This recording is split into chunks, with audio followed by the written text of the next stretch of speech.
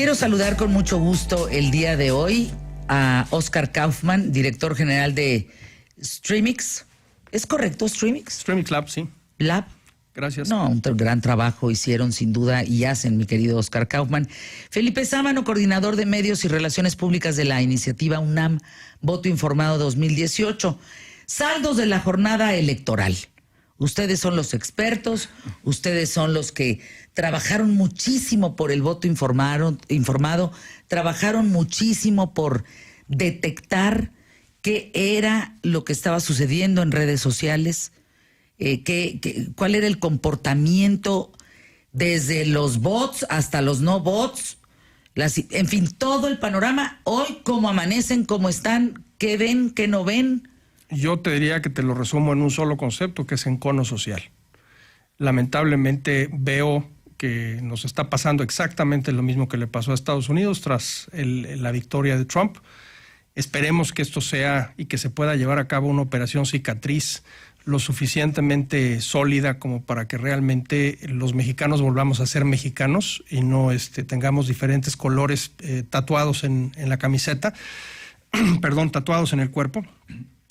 Pero más allá del tema del encono, en el contexto de las redes sociales, te voy a decir que me preocupa mucho que precisamente las herramientas que permitieron todo este encono y que permitieron toda esta manipulación de la realidad y confusión de la gente, pues tristemente llegaron para quedarse.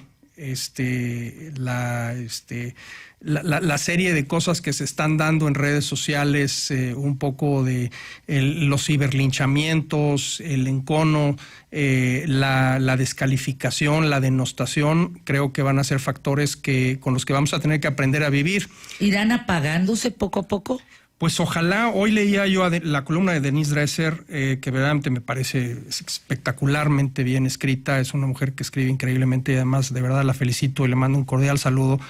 Y empatizo muchísimo con lo que dice en términos de que estamos entrando básicamente en terreno inexplorado y que ese terreno inexplorado básicamente es un gobierno que no va a tener contrapesos. Es un gobierno que ganó en las cámaras, que ganó en los gobiernos estatales, ganó en los Congresos, en los congresos, arrasó. Estás hablando que del 100% de la votación en México, el 80% se lo llevó Morena. Y que tiene un gran aparato propagandístico 70, asociado 80, a las redes sociales. Esa es mi preocupación. ¿En tu caso?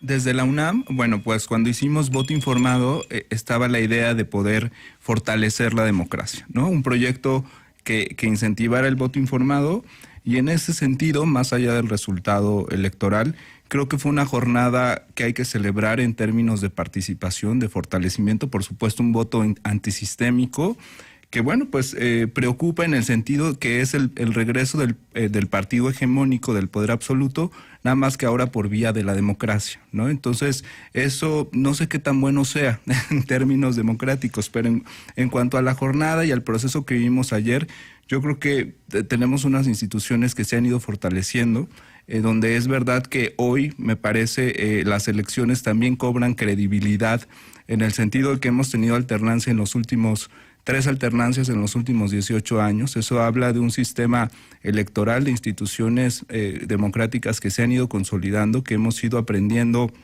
el tema de la participación, de los debates, ¿no? Que cobraron relevancia como un ejercicio en la opinión pública que, si bien vimos, no incidió en el electorado, en sus preferencias, pues cada vez tenemos una curva de aprendizaje, ¿no? Que por supuesto, pues eso hay que celebrarlo. Yo sí creo que fue una jornada, además que se llevó en paz, extraordinario, ¿no? Claro. El 99.9% de las casillas. Paz, todo, sin violencia. Eso fue. Ayer estuve transmitiendo en Facebook Live, que por cierto, gracias a las más de 140,000 personas que me acompañaron ayer en esa transmisión, que fue una joya, a través de fernandafamiliar.soy y Básico FM. De verdad, no podía yo creer de decir qué gusto lo que está pasando. No hubo violencia, salvo 2, 3 eventos molestia ahí, de la gente que de repente aislados, que no había boletas, pero en general para todo un país de más del 70% del padrón electoral ya acudiendo a las urnas, Le aplaudía yo y les aplaudo al 1.600.000 ciudadanos que estuvieron al pie del cañón, montaron casillas, contaron votos, siguen trabajando. Mis respetos, caray, qué ejercicio tan maravilloso, qué chingón es México, qué chingones somos. Pero además te voy a decir algo interesante. Ayer hubo más de 37 millones de contenidos compartidos en las redes, de los cuales prácticamente el 52% fueron de tono positivo. O sea, la gente realmente salió y demostró esperanza, demostró tener y creer en esta nueva estructura, en este nuevo modelo. Y pues un poco la preocupación aquí reside en que se puedan cumplir esas expectativas, porque hay una agenda enorme de cosas que se prometieron, enorme de cosas que se pusieron sobre la mesa como accionadores de voto, que pues ojalá les alcance y ojalá existan las condiciones realmente para poderse cumplir, porque creo que no habría un peor escenario en todo esto que el que nuevamente, como decías hace un momento, sea un partido hegemónico que simplemente lo único que hizo fue cambia de color, la famosa planadora de Rius, si se acuerdan del cartón aquel, la planadora del PRI, en el que dice que no encontró oposición, es un cartón de hace muchos años, pues nada más le cambias el logotipo y básicamente fue lo que sucedió ayer, ¿no? Fue una planadora. Una planadora. Dicen carro blindado con todo. Con todo. Pero ahora, hay dos cosas. ¿Sí? Ciudadanía.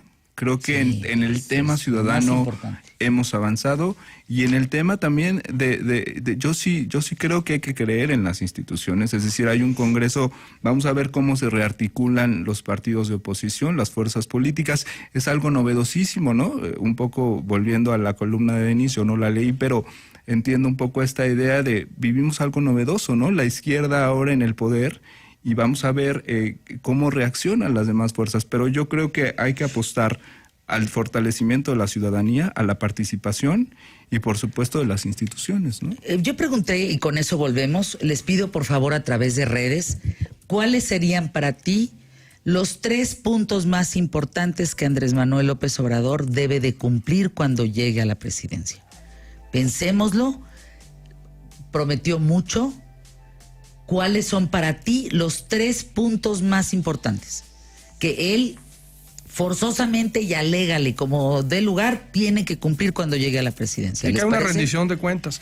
Mira, Felipe, yo en donde no estoy de acuerdo con esto, con lo que planteas, y te lo digo con toda franqueza, es en un pequeño factor que estamos omitiendo con respecto a las instituciones, que se llama credibilidad pública. El problema es que hoy las instituciones, los partidos, el sistema es básicamente un sistema que perdió credibilidad, y ayer nos lo demostraron. Entonces, ¿cómo puedes tener contrapeso real, una venganza, cuando la gente no cree en eso? Claro. Entonces va a ser muy difícil. O sea, tú decías ahorita que es el carro completo blindado. Pues sí, es el carro completo blindado, pero además con un imaginario colectivo que está siguiendo esta línea. Perdónenme. Es que cheque en blanco. Felipe, es que se lo ganaron a pulso. Absolutamente. Se lo ganaron a pulso. Bueno, por Dios, ¿cuándo ha habido tanto saqueo? Absolutamente. Se lo han ganado a pulso, perdóname. Pues sí, pero lo que yo decía al principio, no importa por quién hayamos votado, todos queremos lo mismo y no queremos ese saqueo. A ver, es decir, y esa corrupción y esa impunidad no la queremos ninguno. Pero tú dices ahorita de las 3 cosas que queremos que realmente cumplan. ¿Con eso volvemos? Yo creo que hay... Vamos a pausa y volvemos con eso. Sí, 3 cosas, ¿qué es lo que nos debe de cumplir Andrés Manuel López Obrador? Kaufman, director general de Streamix Lab, y Felipe Sámano, coordinador de medios y relaciones públicas de la iniciativa UNAM Voto Informado 2018. Nos reíamos en el corte comercial porque tengo que salir del programa a las 12:45. Y me dice Oscar, bueno, Fer, ¿ya dónde vas? Al aeropuerto. ¿Por? No, pues porque ya me voy. Nos entró un ataque de risa chistosísimo. No, yo no me voy de México. Yo no sé en qué momento dijeron que yo dije que me iba de México. México es mi país, yo aquí me quedo. Ahí está la prueba, te vas. No, claro que no. Aquí no, queremos a nuestro país, o sea, queremos vivir aquí, queremos vivir en paz. Yo no tengo casa en ningún otro lado, no tengo inversiones en otro lado, yo soy mexicana. Este es mi país. O sea, ¿a dónde quieren que me vaya? Yo nunca en mi vida he salido a decir, algún día dije que me voy a tener que ir de México. No me voy de México. O sea, lo lancé a manera de pregunta. Jamás dije que yo me iba a ir de México. Sería incapaz de darle la espalda a mi país en el momento en que necesita también voces que no estén de acuerdo. Como fui la voz dentro del sexenio de Peña Nieto. Absolutamente. ¿Quién le dijo que se había acabado la luna de miel en Los Pinos? Nada más que no se pudo acabar, pues porque siguen casados por un contrato, pero pues ¿qué le vamos a hacer? Uno señala lo que tiene que señalar, eso es lo que nos toca, esta es nuestra trinchera. Y yo estoy con ustedes, ustedes conmigo, punto. No es tema, así es que voy al aeropuerto a despedir a alguien, no voy a irme.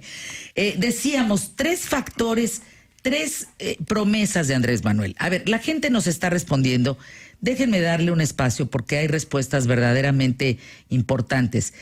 Acabar con la corrupción, 1, acabar con la corrupción, 2 y acabar con la corrupción, 3, dice Ivette Gómez. Por acá hay alguien más. 1, dice Nuria, debe de cumplir la lucha anticorrupción, la seguridad y el desarrollo comercial. Por acá, inseguridad, corrupción, impunidad. Autonomía del Banco de México, disciplina fiscal y acabar con la corrupción. Promesas fundamentales. 3 cosas para dar seguimiento.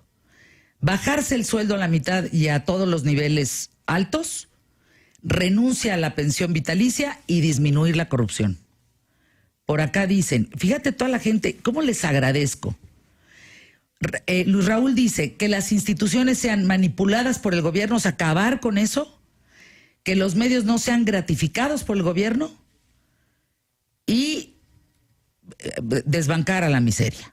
¿Ustedes qué dirían? Tú, mi querido Oscar. Pues mira, yo soy un poco más pragmático. Yo creo que el problema de la corrupción, y perdón que lo diga, no es un problema que se pueda resolver simplemente mágicamente en un sexenio, o que se pueda resolver corrigiendo los hábitos, déjenme llamarle de la manera que lo usa él, los usos y costumbres de nuestra clase política. La realidad es que somos una cultura que lamentablemente ha vivido durante mucho tiempo, pues con una carencia de estructura en este tipo de cosas. Vemos muy fácil pescar en el supermercado un par de uvas y echárnoslas, ponerle placas de Morelos al coche porque para evitarnos pagar la tenencia. Tener papel de baño a pasto. Básicamente. ¿Qué tal, Bueno.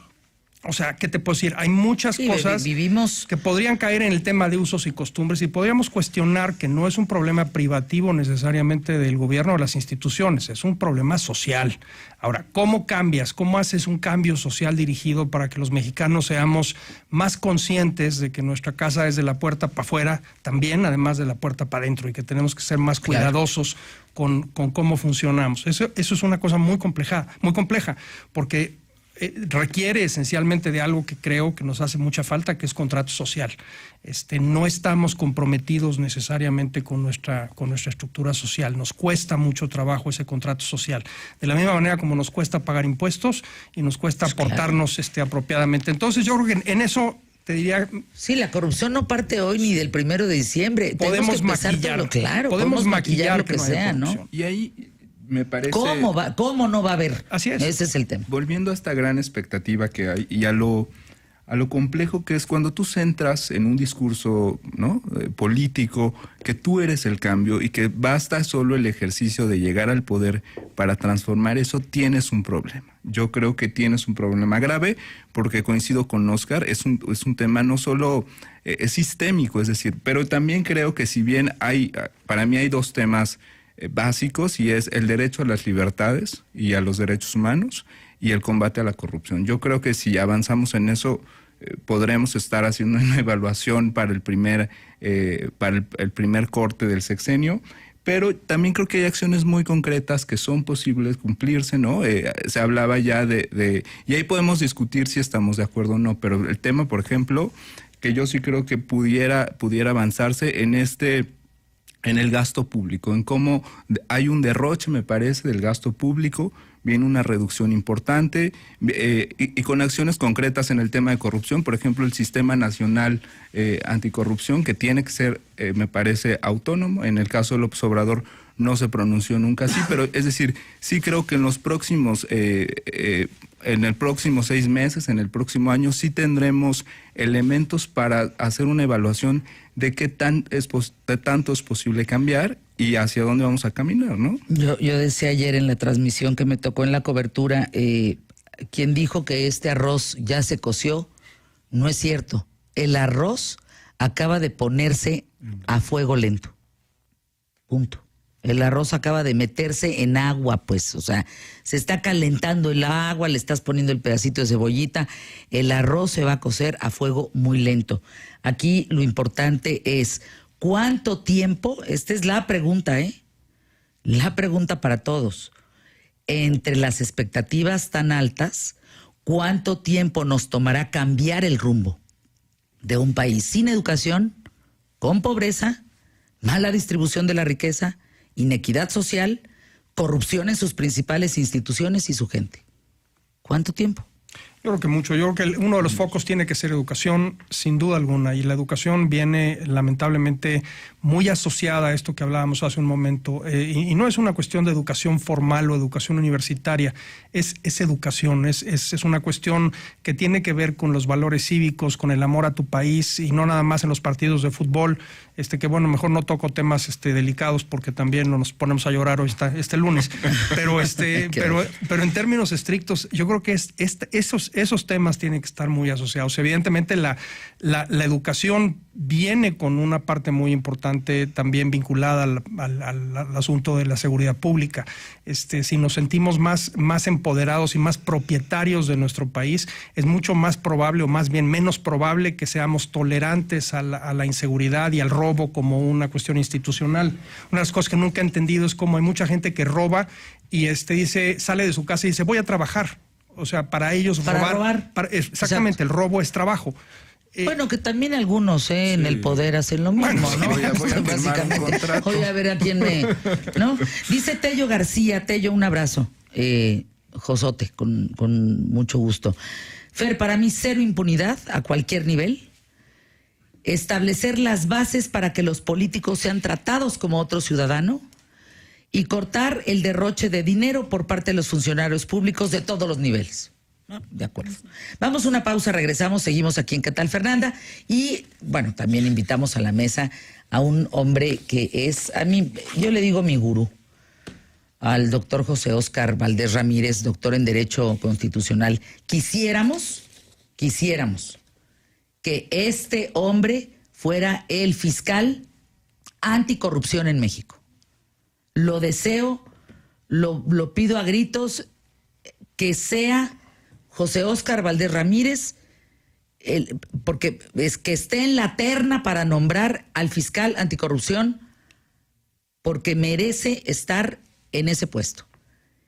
Ese hombre podría marcar la diferencia en México si es el fiscal anticorrupción.